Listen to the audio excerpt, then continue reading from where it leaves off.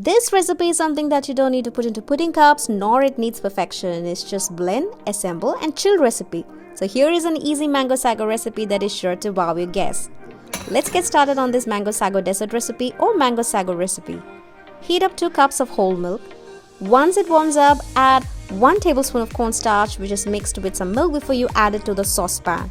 Give it a good stir. Then we add half a cup of sugar. Now you can reduce the sugar if your mangoes are really sweet.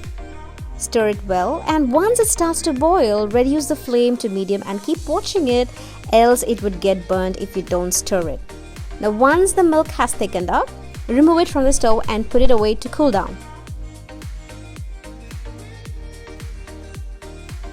Next, in the saucepan, add in 2 or 3 cups of water.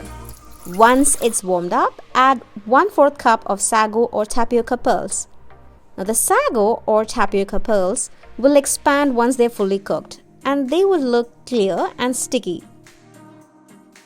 Now while it cooks, let's combine the condensed milk that we have made along with some sweet mangoes. This bowl contains pulp from 1 large mango. Blend this. At this point, you can call this as a mango milkshake, but let's complicate life, right? So move this to a bowl. Looks like the tapioca pearls are cooked. Filter and wash away the excess starch so that we get good looking export quality pearls.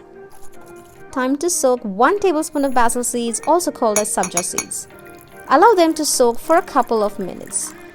Now it's all about combining the mango milkshake with the tapioca pearls. Then soak basil seeds. They do look like a bit horrifying when soaked, isn't it?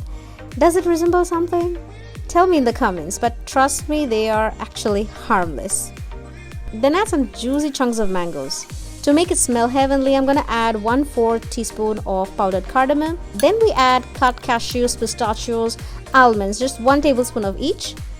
Now this is where things get interesting. This is definitely ready to eat, but one must be patient. Chill this in a serving bowl at least for a couple of hours. And maybe you can improvise it with a piece of a plain sponge cake.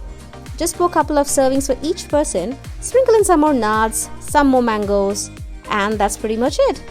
If you like this video, please click the like button. It would mean the world to me.